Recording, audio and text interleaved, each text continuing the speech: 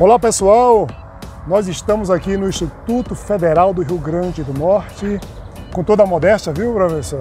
O melhor Instituto Federal do Brasil, Campus Canguaretama. E o nosso entrevistado de hoje vai ser o nosso professor, mestre, doutor Maurizete Fernando. Professor, um prazer receber você aqui. Muito obrigado, viu? Obrigado. Por conceder um tempo aí seu precioso tempo para fazer uma entrevista aqui com a gente. E a gente falar um pouco da experiência, falar um pouco como é a atividade aqui no campus do Instituto Federal do Rio Grande do Norte. Muita gente tem curiosidade em saber como é que é a atuação de um professor aqui dentro do Instituto, o que ele faz e etc. E você nos deu essa oportunidade de entrevistar você. Sr. Maurizete, diga uma coisa, você não é potiguar, não é isso? Não, não. Você não é potiguar, você nasceu onde?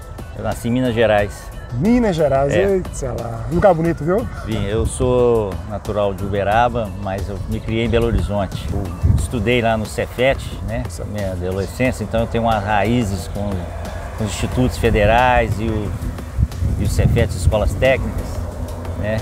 Afinal de contas, foi a minha primeira formação como técnica eletrônica em 87, isso já faz muitos anos. É coisa boa. Então você já passou um tempo aqui nessa casa como aluno, né? Como aluno, sim, no médio, lá, exatamente, lá no Cefet de Belo Horizonte. De Belo Horizonte. A sua graduação foi o que você fez? Foi de fato, você fez licenciatura em Física, foi bacharelado? O que é que, Não, que você fez? fez? O seguinte, quando me formei, trabalhei alguns anos, né, na indústria, na Fiat. Certo. Aí nesse meio tempo eu fiz o vestibular e na UFMG. Licenciatura ou bacharelado? Eu comecei com bacharelado, depois eu migrei para a licenciatura, né? Okay. As circunstâncias na época do curso, eu comecei a dar aula lá para meados de 90. Fui para a carreira da licenciatura e nunca mais deixei. Formei em 96, fiz um curso de uma especialização em ensino de física na própria UFMG mesmo, na FAI. E depois disso eu fiquei muitos anos trabalhando, né, na escola pública e em curso pré-vestibular. A nível estadual, municipal, estadual, pública? Estadual, sempre estadual. Sempre estadual. E nesse meio tempo, 2006, eu entrei para o mestrado em ensino de física pela PUC. Aí eu tive que parar um tempo, porque trabalhava em várias escolas, fazendo mestrado. Foi até que em 2009, fiz o concurso, né? Uma espécie assim de um novo vestibular para mim, né? Foi em 2009 eu fiz o concurso para cá. Em 2010 eu entrei aqui para o IF. Coisa boa aí. Aí depois eu concluí o mestrado em 2014. Em 2015 eu entrei no doutorado. No doutorado. E o doutorado? Formei ano passado. E o doutorado foi em quê, professor? Qual foi o programa de pós-graduação, estrito sensu, que você fez o doutorado? O doutorado foi em planejamento energético. Muito energético. Por qual universidade? Pela Universidade Federal do Rio de Janeiro, pela COP. Foi um DINTER, né? Uma parceria entre o IFRN e a Universidade Federal. Ok, o DINTER, esse doutorado interinstitucional. Interinstitucional, é isso. Que bacana, faz. E aí, para você, valeu a pena? Ah, foi muito bom. Foi gratificante? Foi uma realização, um sonho. Coisa boa, né? Isso aí é uma coisa que eu acho bacana, sabe? Porque você trabalha na instituição que também dá você a oportunidade de fazer um mestrado, um doutorado. Isso. Eu sei que não é fácil, ainda mesmo que corrido. Porque não é 1001 maravilha, às vezes você precisa estudar e trabalhar. E tem família também, tem toda uma vida pessoal e queira ou não, sobrecarrega um pouco. Você se sentiu sobrecarregado nesse período? Teve algum benefício como afastamento do instituto para poder fazer doutorado? Tive 2 anos de afastamento, né? Precisei, né? Realmente não, era um curso muito puxado e exigiu isso, né? Exigiu isso daí. Foi bem mais assim intenso, entendeu? Entendi. Do que por exemplo, do que foi o meu mestrado, né? Ok. E, professor, o seu doutorado, qual foi o tema da sua pesquisa ou o tema da sua tese? Digo o tema da sua tese. Será que consegue lembrar? Não. Porque eu não me lembro da minha. Eu não me lembro da minha. Tem que consultar. O tema central foi sustentabilidade, né? O uso das energias renováveis. No caso, eu fiz um trabalho, um estudo de caso, né? Do uso das energias renováveis, as fotovoltaicas, nas instituições de ensino. Mostra ali um pouquinho escolas, as né? placas fotovoltaicas aí, daqui a pouco a gente vai para lá, vai ver um pouco, mas tudo bem. Pode voltar para cá, seu nós fizemos um recorte sobre o estudo das usinas fotovoltaicas nas escolas. Abordei um tema da qual é a contribuição não só para a promoção da sustentabilidade, mas também no processo de ensino-aprendizagem. Ao meu entender, as coisas estão todas ligadas. Para que nós possamos promover uma sustentabilidade, ela vai passar inevitavelmente pela escola. E aí é uma troca, é um processo de ensino e aprendizagem, ou seja, aprender também a trabalhar essas ideias com os jovens, com os alunos, mostrar a esses jovens, né, que o uso das energias renováveis, elas são hoje fundamentais. Nós vivemos hoje numa crise energética no mundo, mas também, por outro lado, mostrar que a natureza ela sempre te cobra algo em troca e que as coisas acontecem em ciclos, né? As energias renováveis, ela também tem um custo, ela tem um preço a se pagar. Professor, né? Só um minuto. Vamos caminhando para a gente mostrar ali um pouco? Vamos lá?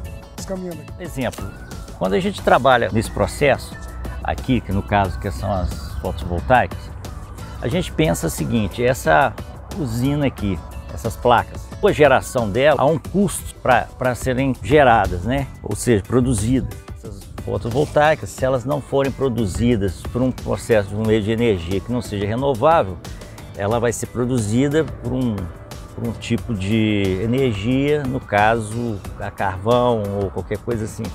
Então vai haver uma emissão de CO2, vai nascer, né, vamos dizer assim, já devendo. Já devendo. É, vamos dizer. Essa produção de energia que ela vai produzir, ela vai ter que, digamos, pagar o seu, entre aspas, o seu nascimento e também depois a sua vida útil aqui durante... Não, terá uma vida útil.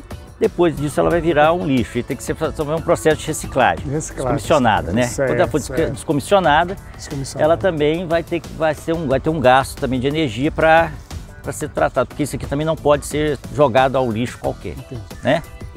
Isso aqui também pode ser também tema interdisciplinar, né? É verdade. Então, para dentro da sala de aula, o que a gente pode fazer trabalhar? A gente pode trabalhar vários conteúdos na sala de aula, na qual as fotovoltaicas seria um tema transversal, na qual eu posso trabalhar o ensino de matemática, posso trabalhar geografia, física, química, né? A própria trigonometria aqui, né, professor? Exatamente. Por exemplo, aqui, observe que ela tem uma inclinação, tá? Está numa posição em relação ao norte, ela está apontada para o norte. Claro que se você tivesse no outro hemisfério, né, no hemisfério norte, essa posição dela seria diferente. Ela tem que estar numa posição na qual ela vai receber maior quantidade de sol, certo? Essa daqui, ela foi feita no baixo, assim, justamente para ter essa possibilidade da gente fazer essa interação, o aluno vir, observar, medir, ver como a coisa funciona. Ótimo. Certo? Então, pelo que eu estou entendendo aqui é o seguinte, né? Além de trabalhar multidisciplinar e transdisciplinar, para trabalhar temas transversais com a própria sustentabilidade, que é importantíssimo. Nosso planeta hoje está sofrendo devido à falta de educação mesmo, de consciência das pessoas, né? Então jogando lixo, se contaminando o nosso planeta. Isso aqui seria então um meio de a gente educar, conscientizar os alunos, as próximas gerações, para estar aproveitando o nosso planeta de forma inteligente. Forma sustentável. Olha só, veja bem, nós vivemos hoje uma crise energética, né? A cada vez mais o homem está produzindo e exige muita energia. Você tem aqui uma forma de você produzir energia limpa. É uma energia limpa, entre aspas, até um ponto, porque para a produção dessas placas, muitas vezes o processo de produção dela não é feito através de energia limpa. Isso tem que ter essa consciência, tá certo? Mas assim, você tem essa discussão da geração de energia, você tem essa questão da sustentabilidade. E como que a gente pode promover a sustentabilidade? Uma das formas é pela escola. Então, quando a gente traz isso para dentro da sala de aula, e eu pego esse tema como um tema, né, interdisciplinar, com a intenção de um dia se tornar uma coisa transdisciplinar, a ideia é, desde já, mudar a forma de pensar o mundo de uma forma mais sustentável. Tá? E aí, quando a gente pensa em sustentabilidade, você tem lá um aspecto social, você tem um aspecto ecológico, você tem o aspecto econômico. são bases, são fundamentais para a questão da sustentabilidade. Então, para se ter uma mudança de comportamento, uma mudança de paradigma, essa coisa tem que ser discutida. E isso, inevitavelmente, passa pela escola. Você aprende em todo lugar, né? Na convivência, com seus amigos, nos bares, você discute isso. Mas a forma formal, né, digamos, é pela escola, né? Professor Lorenzetti, eu vi, já que presenciei você participando de um projeto chamado Turismo Pedagógico, e que os alunos das redes, tanto estadual como municipal, pode ser até privada também, mas nós recebemos a rede estadual e municipal até o momento aqui, e você explicando isso, trabalhando esse tema, né, que é a sua pesquisa de doutorado, colocando ela em prática, nesse trabalho de conscientização e da sustentabilidade das nossas energias, como devemos usá-la, aproveitá-la melhor, falando também que isso aqui gera emprego, gera renda, tem esse benefício também. E aí eu faço a pergunta, você tem também aplicado isso aos seus alunos do Instituto Federal, trazido eles para cá, fora da sala de aula, ou só tem levado para dentro da sala de aula? A gente está no início, né? Agora que a gente está com a ideia desse projeto, né? A gente quer ampliar isso, a gente quer colocar mais coisas, né? A gente tem aquela ideia que a gente até discutiu sobre um projeto da Casa Verde, a gente não só ter como tema central as energias, mas não necessariamente só a fotovoltaica, discutir outros temas, né? De forma que o aluno do Instituto possa transitar, né, nesse tema de energia e não só no aspecto da física, da técnica, né, da questão tecnológica, mas também do aspecto social, econômico, que eu acho que é fundamental. Com certeza. Né? E isso aí consegue envolver todo mundo, né? Todas as disciplinas que estão... Professor, me lembro que na sua tese de doutorado, a gente comentando um pouco, aí você falava sobre... Temos placa fotovoltaica praticamente em todos os campos do Instituto Federal, todos os campos do Instituto Federal, aqui, né? Há uma usina. A usina dela. Exatamente. Mas aí, essa própria usina também, ela era muito conhecida ou pouco conhecida dos próprios servidores, professores? A pesquisa mostrou que não eram tão conhecida como a gente achava que era. E para muitos era uma coisa assim, que passava despercebida. Passava despercebida. Exatamente. Então para você isso aí custou o quê? Um desafio de propor agora uma formação, uma disseminação melhor disso aqui? A ideia é exatamente essa, de disseminar mais isso, essa ideia aqui. Ela está mais presente no dia a dia do professor, colocar esse tema mais dentro da sala de aula, né, para ser uma discussão mais assim. E ser como diz assim, a ideia é criar pontes, certo? Exatamente, né?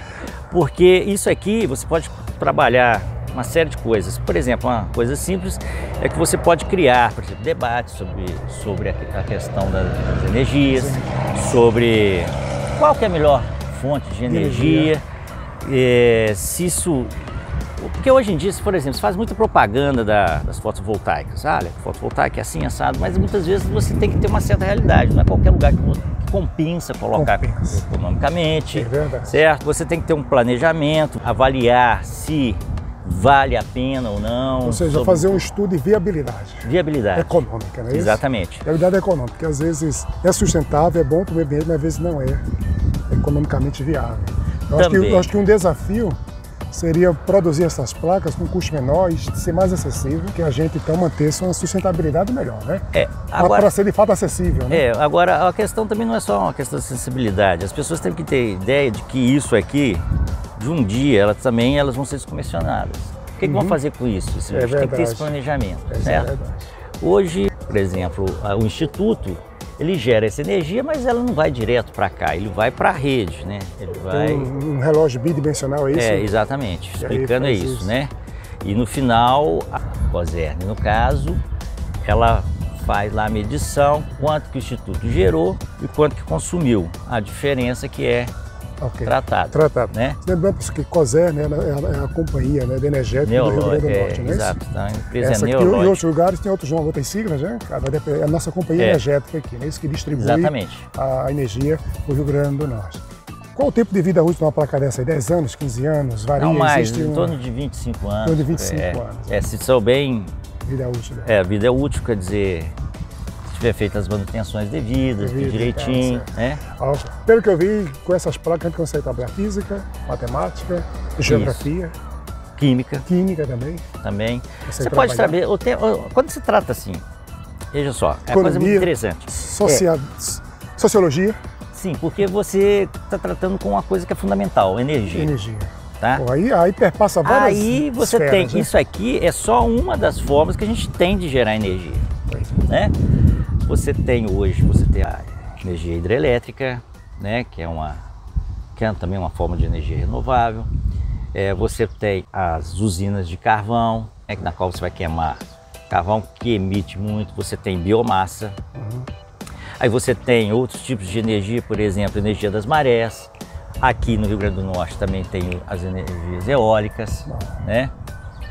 As chamadas heliotérmicas, que diferem um pouquinho da energia térmica. Heliotérmicas são usinas na qual usam espelhos, né? Para aquecer um fluido e esse fluido gerar energia, né? Transformar essa energia em energia elétrica através de uma turbina. Que bacana isso. E você tem a energia nuclear também, que hoje em dia está sendo muito... Tudo isso aqui no Brasil? Temos isso no Brasil? Todas essas fontes de energia? Menos as que usam energia, né? da crosta terrestre, dos vulcões, né? Porque a gente não tem. Mas há pesquisas, né, em termos de biomassa é muito forte, a eólica, é claro, hidroelétrica e as fotovoltaicas, né? Hoje no Brasil já estão a eólica e as fotovoltaicas cresceram muito, já estão tornando em torno de quase 10% já. Muita coisa, mas já que você falou de crescimento, eu ainda não parei para observar nenhum dado ou alguma relação, na verdade, no tempo dessa geração de energia aqui no Brasil ou das instalações dessas placas fotovoltaicas, se ela é linear, se ela é exponencial, como é essa curva, essa relação? Não, a curva está crescendo, né? Assim, de uma forma mais exponencial.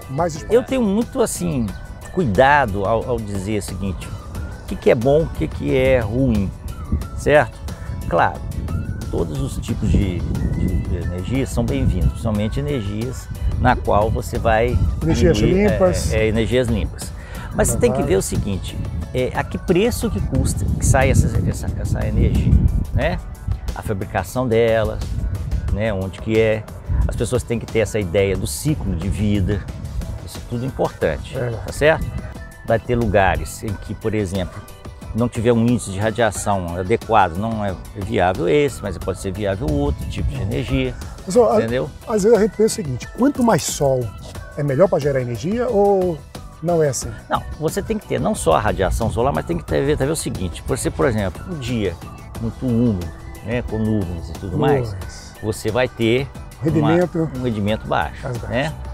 O céu, quanto mais limpo então, menos nuvem no céu. Exatamente. E aí fica melhor para gerar essas claro. Receber essa radiação e daí gerar energia. Se você, por exemplo, igual essa usina, ela foi colocada aqui nesse termo baixo, né? Conforme for uma determinada hora do dia, da fase do ano, em que se o sol passasse por lá e gerar uma sombra, você já não vai ter... Você tem um aproveitamento, né, tão grande assim. Né? Então, muitas vezes, você colocar uma placa fotovoltaica, por exemplo, eu quero colocar uma fotovoltaica na minha casa.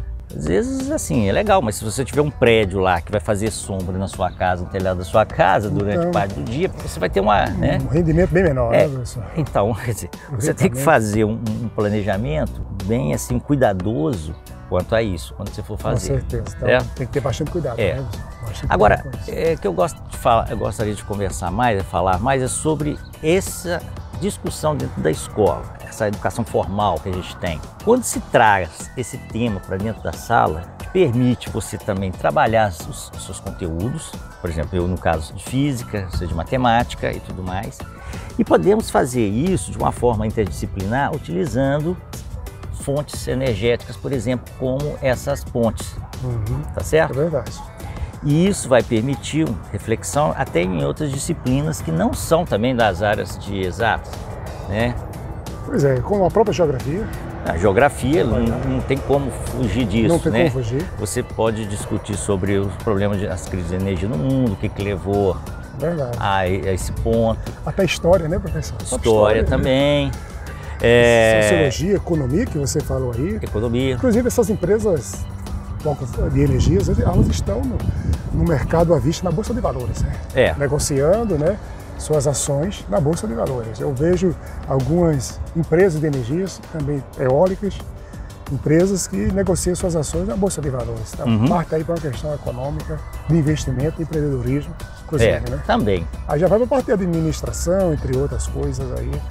Porque, olha, professor, o que acontece? A gente vive hoje num mundo que o nosso próprio sistema de educação aqui, ele reforça a nossa forma de... reforça esse estado quo que a gente encontra. Para a gente querer mudar, sabe? Querer mudar, romper esse paradigma, a gente tem que fazer isso, tem que ser pela escola, pela forma de educar. Então a gente tem que mudar a forma para que a gente consiga ter alguma objetivo, coisa ali. Né? Exato.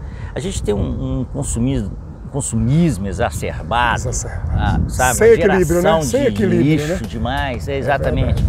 Que isso tudo tem que ser pensado. O convite aqui é fazer uma reflexão sobre isso, sabe? É verdade. Como é que eu estou usando de fato a minha Exato. energia, né? O fato de, por exemplo, quando eu vou tomar um banho, o chuveiro, o ferro elétrico, sabe? O consumo de energia ali na minha casa, iluminação, no dia a dia. Né? Tem pessoas que gostam muito de iluminação no jardim. Às vezes é um desperdício, né? Desse ponto de vista, professor. Não sei, assim, eu acho que às vezes não. Mas hoje tem os iluminadorzinhos assim que é com fotovoltaico. Você põe lá, deixa durante o dia e à noite. E à noite, já é outra história.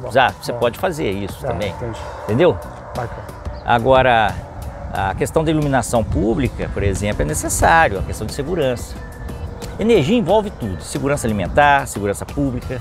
Energia é vida, professor? Energia é vida? A gente pode dizer isso? Exatamente. Você está aqui, a gente está aqui... Por conta da energia. Energia, né? Seja do alimento, seja de outra, é energia, né? Energia, assim, você não tem uma definição exata, assim, dizer o que é, mas a gente sabe que ela está aqui e que ela está sempre em transformação, certo? Até uma massa de ar pode ser energia também, né? O quê? Massa de ar? Não, tudo tem até com energia. Você está sentindo aqui o vento, tem uma energia cinética aqui, as moléculas, o calor, a forma de energia, né, de diferença de temperaturas.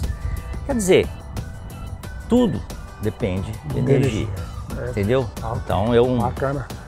Show de bola. Sr. Lorenzetti, muito obrigado. Eu acho que eu tive uma grande aula aqui com você. Sou leigo nisso, estou aprendendo aqui. Cada vez que você vem aqui e explica para uma turma, eu estou aprendendo um pouquinho, estou agregando. Isso é muito bom, fico feliz. Quero agradecer a você pelo seu tempo, sua disponibilidade, trazer aqui para a gente, pessoal. Tá aí, professor Maurizete?